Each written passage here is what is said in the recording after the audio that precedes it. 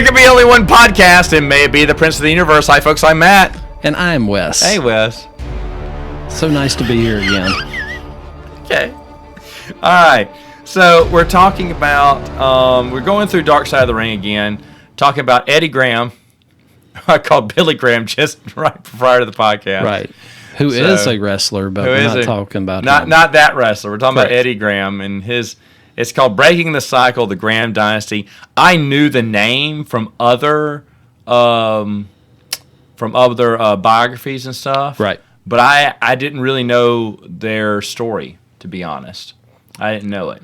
Yeah, he's got quite an interesting story and was a big player in Florida for a long time and taught a lot of guys the wrestling business who went on to major success. Yeah, and was also respected in the business by other owners and Vince McMahon, said. And so that's true, huh? Yeah.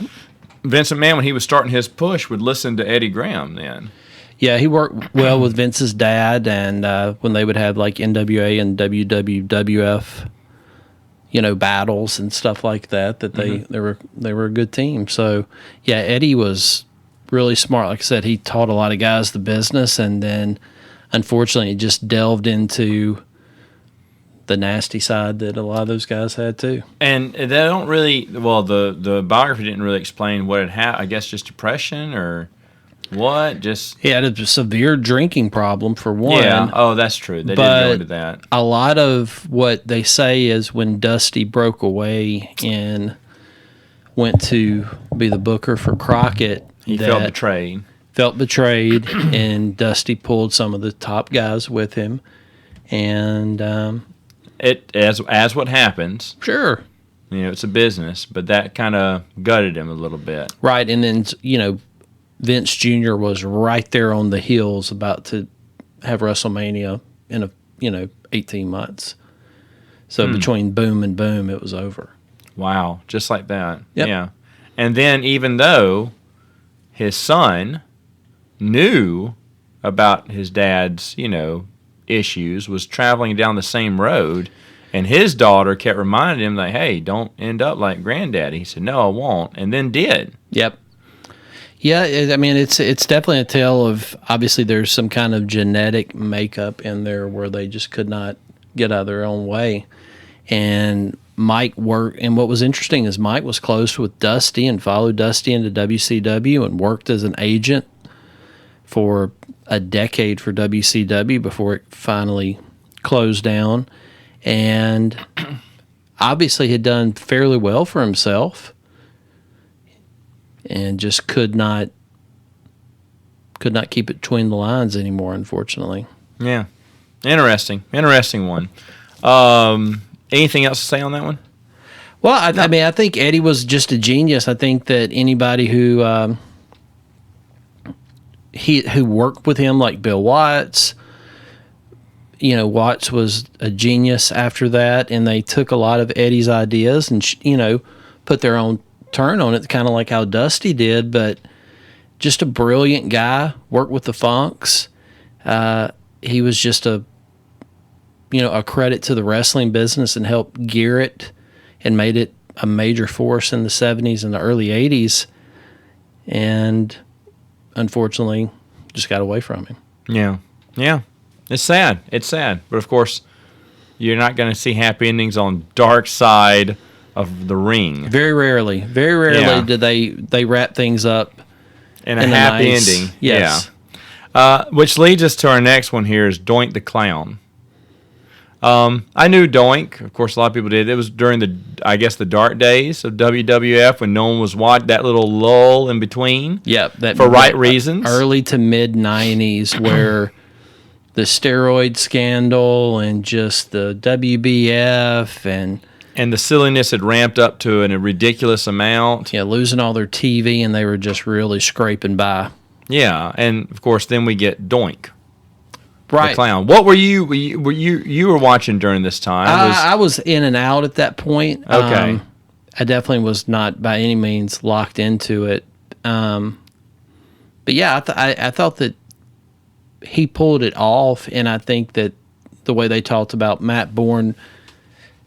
He obviously had an issue with chemicals. Right. And he did have a side of him that kind of came out. So I'm sure that if he could project some of that chemically altered into this kind of crazy clown, that's obviously something that scares people and has done that for years. They definitely had something there. But unfortunately, his demons seemed to unravel that too. Yeah. The interesting thing about this is that Monroe, Louisiana is mentioned. With him and Hacksaw and Jim Dugan, who, I believe it was Mick Foley who said that Hacksaw is the most likable person in wrestling, or one has to be one of the most. Sure. And that, no one has a problem with Hacksaw except for Matt Bourne. And that it's ridiculous. And that, Mick loves Matt, but get out of here. You can't have a problem with Hacksaw Dunk. You're the problem if you're having a problem with Hacksaw. Well, Matt Bourne had run-ins too. He had a run-in with Arn Anderson early in Arn's career. Matt had an issue with just kind of deviant on the road behavior, and put Arn in a bad spot, and they tied into it, and then he ties into it with Duggan. So he was just kind of a violent guy that, you don't want to, back in the day, most of those guys that were in the business were pretty tough guys. Well, yeah. Oh, no, very tough. In fact, and kayfabe, of course, is big back then. And so it got rowdy in Monroe, and someone reached over or something and got in someone's face or fell into the ring, or not fell into the ring, but fell into the aisle. Right. And Matt took offense and stomped him so hard his eyeball popped out. That's one of those wrestler tales. Okay, so probably, I'm not saying it didn't happen. I'll be honest. I was curious because I'm sure there's copies of the newspaper dating way back, and if something like that would have happened, it would have been in the paper back in the day. Because when wrestling came to town, just like when the fair comes to town or whatnot, it's in the paper. There's a write-up. A write-up. And then back then especially, you wrote wrestling shows like they were sports, entertainment. So it's probably in the sports page too about what events happened, who went down, how the matches went, and any other things that would happen. But so I was very curious. And it's a different time where they could have paid to kind of, if you can get Snuka off, you can definitely pay somebody in Monroe $500 to shut up. 500, give him 50. But yeah, I think that just he could not control himself, and just a sad story. He talked about going to WCW and marrying that girl right off the bat. Oh, and getting violent with her, and the guy just had demons, as they like to say, which is he had severe drinking problem, severe drug problem, and had a severe physical issue with men and women. Yeah, and then showed they showed that house show with him and Jim Dugan, and he's wrestling stiff with Dugan because he's still mad at him for whatever reason. He thinks it's his fault back in Louisiana, right, in 84 years ago, 20 years ago, and he's still got a problem with him. So holding grudges too, Yeah, I mean, definitely the guy was just in a bad place, and he kind of looked maniacal in that shot because his paint is just poorly applied, and he looks right. And about the time he gets phased out, help me out. Did he go to? He kept the Doink character. Went to ECW. He went to ECW with him. Mm-hmm. How was he allowed to keep the Doink character? I think that was something that kind of flew under the radar because that was early ECW. Oh, and back. Oh, okay. So they didn't really care because it wasn't really being marketed that big. ECW was underground, just in the tri-state area. You got it. Northeast stuff. Your buddy knew a buddy who had a VHS copy of the show, and you kind of watched it at your house. Yeah, you may have some syndication, but very, very little. So I think it's very that was part low-key of it. And then I'm pretty sure they stepped in when they wanted to. Mm-hmm. But at the same point, I think that Vince has always had a decent relationship with Paul Heyman up there. So he didn't really pursue. Yeah, probably. You're right about cut him a little slack. Yeah, if it being so small, and if he was already making money. And if Paul can get something out of Doink and maybe get him to get it between the lines, maybe he can go back and do something else for Vince. In a way, it's a little place to hone your skills, see what you got, see if you can develop your character further or develop an angle that you think would work. They did that with Al Snow, and Al Snow went there and developed the head gimmick and then became a big star. So, that's true. That's true. That's true. So it developed he and Paul Heyman, Vince McMahon and Paul Heyman had like a little working partnership, a little working relationship there that no one knew for years. Yeah, I think that they kind of kept that a little hush-hush. But I just think that the Doink story was, and the end of it is just so trashy. Well, yeah, I mean, he was. Yeah, he was. Now, here's the thing. Back when, late 90s, everyone's watching now again. Doink has been phased out completely by this point. Yeah. And so he just missed the wave. Yeah. In fact, he was boom. Yeah. And by a year even, I mean, when it started picking up maybe even or something. I would say he had been out. Well, he was in that WrestleMania video game that came out. I want to say that came out in 95. Yeah, so 96 would have been when it started to top tick. Yeah, Nitro happened and everything. Everything really started blowing up. Yeah, everything started picking up. So he was 1 year short of that, and he missed kind of all the things. I don't know what people would have thought about him. I don't know if that would have been because back then everyone was tooling up their characters. A lot of changes were being made, and because competition is going, people were adjusting and finding new paths, and who knows what that would have done for him. And I know for a Royal Rumble, when they just don't have enough wrestlers, they bring back, they'll bring a legend, the Brooklyn Brawler, the whatever. And I know Doink was, but do you remember this? Because I know Doink the Clown was one of them. Steve Kern, I think, was. Okay, it was the other guy. Yeah. Okay, and there's only been two people to play Doink. Yeah, two other guys, Steve Kern and another guy. Okay, so three people total playing Doink. Yeah. I'm glad you have all this Doink memory here. Yeah, well, we are doing a podcast on it, so Doink. Someone needs to be prepared. Did any of the ladies want to boink Doink? I'm sure they did. I mean, when you got a pocket full of pills, somebody wants to put those between their their Doink. Yeah. Okay, so what?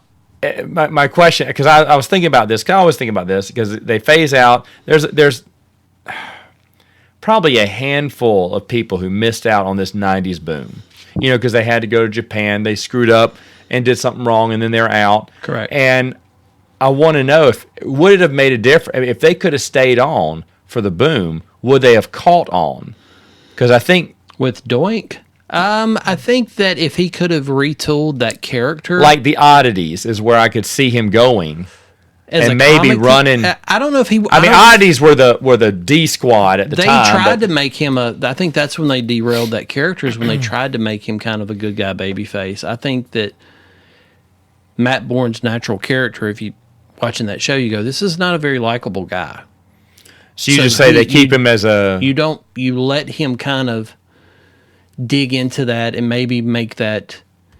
If Mick Foley put paint on, how odd could that be? And I think if he could have figured out a way for Matt Bourne to get into like the psychological edge of that and just be dangerous. Well, that's why I saw him as like a Mankind, not that much of a. Or if you're going to be a clown, you don't have to be a circus clown. You can be you can be the scary Heath clown. Ledger.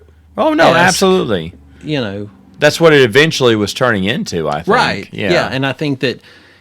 If they could have pulled him in and kind of got the substance abuse stuff under control. Obviously, yeah. I mean, if you've got it for that many years and it's derailed you everywhere you go.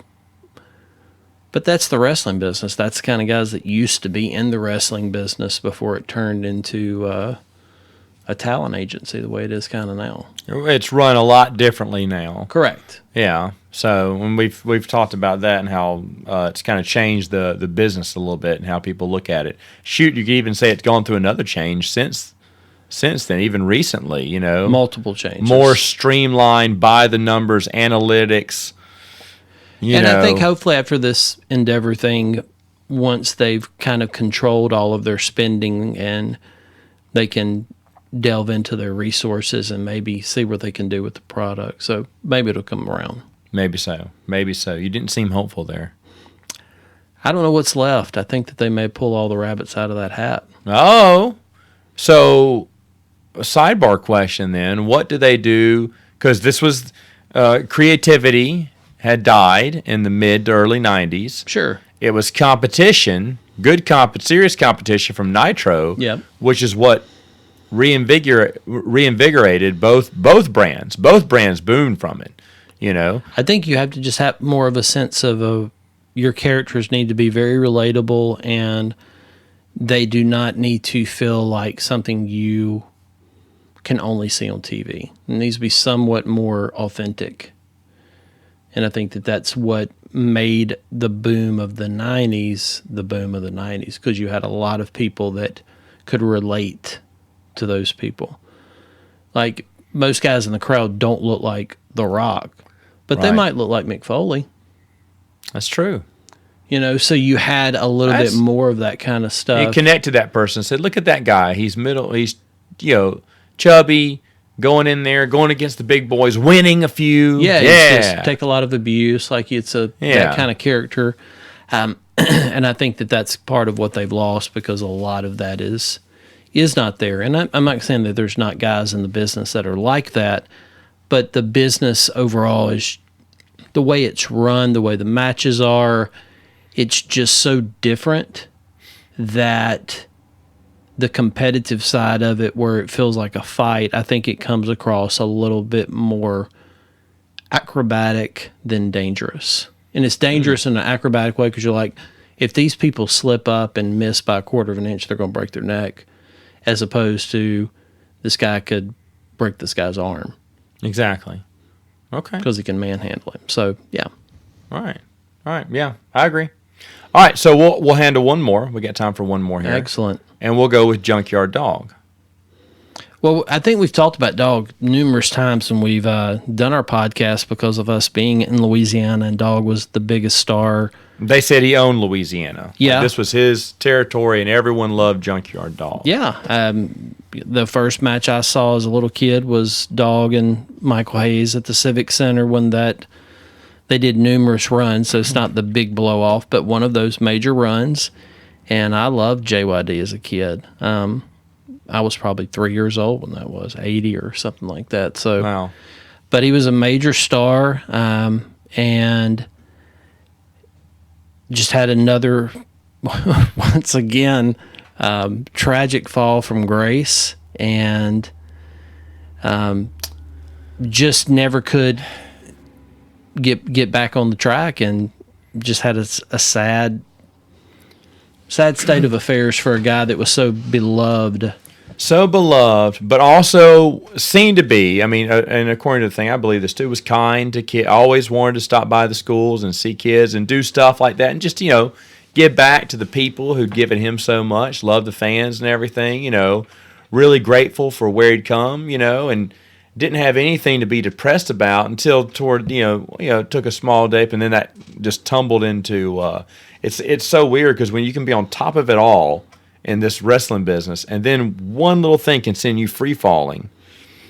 Well, yeah, because your shelf life used to be very short, because in a territory business, you were moving around every 18 months. Mm-hmm. And when Vince went national, there was so much exposure, and exposure in a good way and a bad way, because if you saw guys that were maybe big territory guys that you only saw every couple of weeks on TV, if you saw them on WWF more often compared to everyone else that's a bigger star, you can go, oh, this guy's not as impressive as I remember.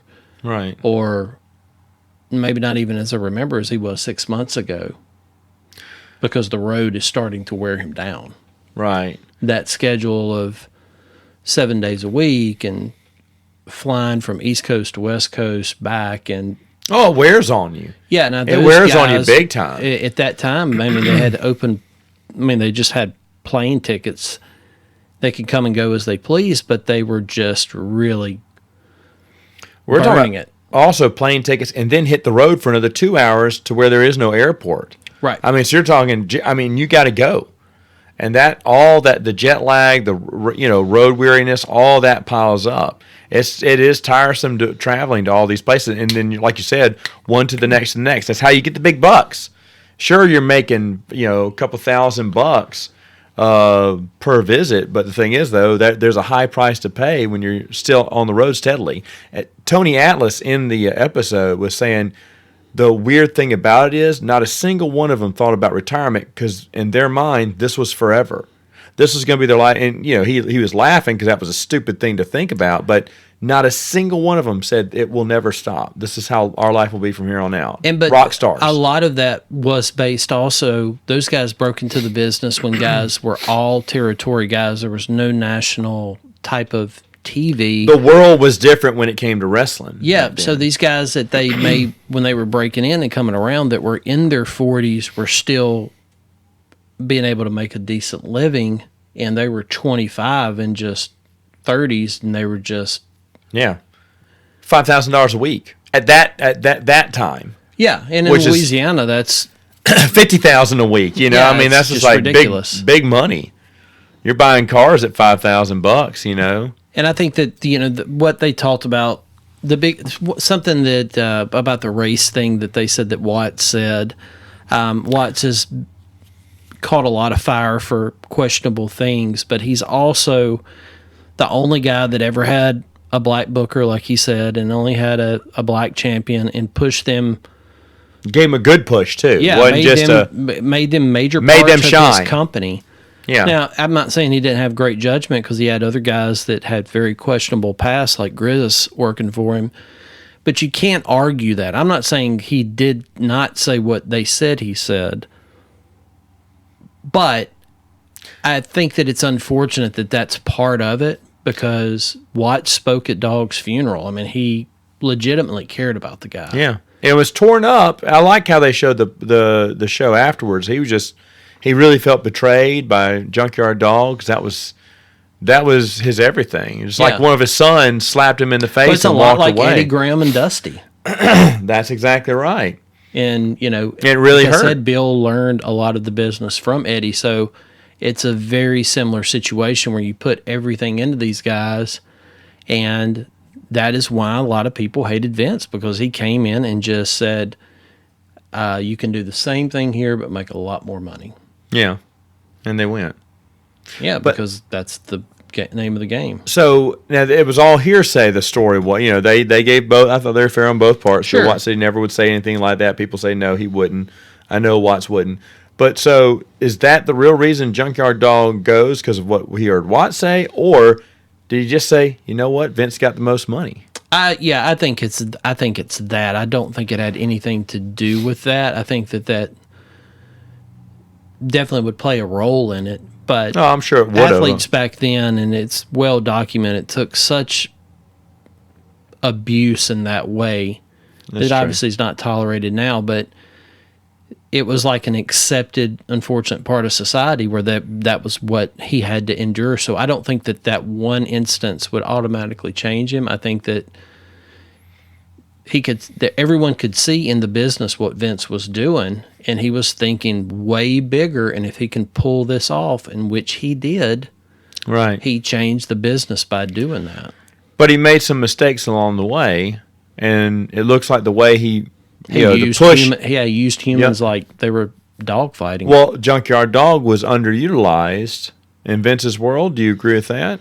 I don't think he was underutilized. I think that they utilized him to the point where he began to break down. Like physically, he did not look like he did. He wasn't training the way he could because things were getting in the way. So it's on Junkyard Dog's fault, just because he was letting his appearance and his physique sag. I definitely think part of it is why he got pushed down. Yeah, I mean that's fine. That's fair. I think he's a very charismatic guy. If you watch anything back then, I mean, he was a huge star on that cartoon. He was a major player in WrestleMania 1, major player in WrestleMania 2. He wrestled Harley at WrestleMania 3, so you can't argue that he didn't get his push. He was featured. He just could not cut it in the ring anymore. Yeah, at that point, huffing if you're working with Harley can do anything. I mean, it's kind of like Flair or Bret Hart or Funk. So you're watching wrestling back then, right? Yeah. So you're watching Junkyard Dog. Did you get to see wrestling? I don't think I've ever asked you this. Did you get to see any of the early WrestleManias? Probably not the first one, but Yeah, I saw them. Did when you we really? rented it? Yeah. Oh, rented. Okay, Yeah. okay. Yeah. So you did get to rent and watch it. What are your memories of watching? Were you still big a Junkyard Dog fan, or did you have other fans? Did you have Well, other I mean, I favorites was you still were- a fan because you watched it and you go, oh, I can remember watching him when he was in Mid South, and Right. I didn't really understand the national side of it, Gotcha. but yeah, definitely Happy to see a familiar face, though. Yeah, and was still a big fan of his, and it was just interesting to watch him then, and you could. Even as a little kid, I could go, he doesn't look quite like he used to. Is that what you do when you look at Axl Rose? Yes, that is exactly. Like I squint one eye and I go, I can kind of see it. Kind of see it. Hold on. Let me Yeah. squint the other eye. Yeah. Getting closer. Yeah. Where do we go now? Yeah. That's kind of insane because it seems so easy to make these little corrections that could really change your destiny. But you got to look at WrestleMania 1, 2, and 3. So he had a good 3-year run there. That's a long time. True. I mean, it was. He was. Not everyone's going to be a He was a Hogan. Not everyone's going to babyface be the a. whole time. He Yeah. was featured under Hogan in a lot of good spots. I mean, he was. If you had a top 10 babyface run of WWF in mid 80s, you could put Dog up there. But his ring work wasn't strong enough. No, that's fair. And I think, like Jim Ross always says, he wasn't as reliable as he could have been. You know, and if you start deteriorating where you used to go 10 minutes, then you go 8, and then you go 6, it's kind of hard to be featured when you're not getting anything out of the guys. When you're gassing at 5 minutes. Exactly. Your tongue's Yeah. hanging out. Yeah. There you go. So, okay. That's good. Did you ever get any Junkyard Dog merchandise when you were a kid? The merch? Did you go buy a shirt I at the... definitely had the action figure. The LJN. Oh. But you know, Heath met Dog at an indie show in the late 90s. Got his picture with him. Did he really? But you know, Dog got in a fight with New Jack at an ECW pay-per-view because he owed Jack money for working an indie show, and you know, he just unfortunately Made some bad decisions. just couldn't trust him. Right. That's a shame. Yeah, it just haunted him. What did he think about him when he met him? Oh, he was starstruck. Oh, really? Oh yeah, big time. Oh. Yeah. It's too bad he's, 4 hours in bed by now. Yeah, Or else he could tell this story. Well, it would take the whole podcast. We got through 3 podcasts, 3 stories. We got through 3 episodes. You don't think we could have gotten through one Junkyard Dog episode? Heath probably- would have still been mooning over him He today. can tell a story longer than the dog could work. For sure. Without getting gassed. Not at all. That's He gets a- lost in his brain from being puddinhead, but I'm telling you he's not what. going to get gassed emotionally. I don't know whether they call that turtle power or tiger power or what. Well, heroes in a half shell, I guess. I'm telling you. Well, I mean, maybe we'll have him on one day and he can talk about Junkyard Dog and. Well, he's for a talked good about it 30 once minutes. on here before. Oh But no, he did. I think he was that the story he told, or he just talked about watching him, No, he talked about meeting him. and Yeah. everything. Okay, yeah, all right. But he So, likes yeah. to tell the same story twice. There you go. He just has to make it a little That's- grander, a little bit longer. That's true. Hey! This man doesn't get out much, so That is true. When he can spin that yarn, and that's hard work. You think traveling from one place to getting on planes and traveling? Try spinning a yarn and staying up past 8:30. That's just this. He's not a midnight rocker. No, he is not. He's not a 10 o'clock rocker either. No. He's a rocking chair. That's what he is. But anyway, all right. So any final thoughts about Junkyard Dogs episode? I thought it was fine. But you know more about these. That's why I like to have you on here. I mean, I thought it was fine too. I hate that the racial narrative was on there so much with Watts. And I'm not saying it didn't exist, but I think Watts did care about the guy I mean, if you're going to speak at someone's funeral, I think Yeah, that says a lot. That should tell you that he didn't do anything like that. And when the final goodbye and you want to be a big part of that, and it's not a self-serving thing. This is not like it was a WWF production. Shows how much he meant. Yeah. Yeah. No, I agree. All right. Hey, that's it, folks, but we'll be back with a few more episodes next time on Princes of the Universe.